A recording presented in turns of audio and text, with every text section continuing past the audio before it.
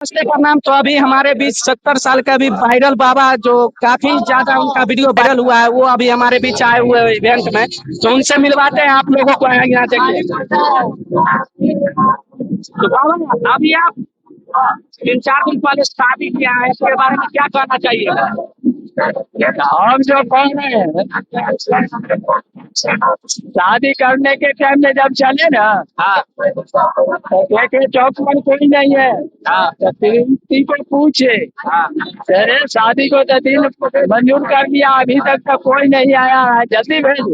तो वहां से वादी भेजा, तो शादी हम कर लिए। 70 साल की उम्र में शादी करने का क्या रीजन है आपका? हमारे पास में दिक्कत था, इसीलिए हम शादी कर लिए। तो दिक्कत है तो ये 17 साल 18 साल का लड़की है, आप उनसे शादी किए तो आपका दिक्कत को संभाल लेगी? हम संभाल लेगा। कहीं छोड़ करके भाग जाएगी तब?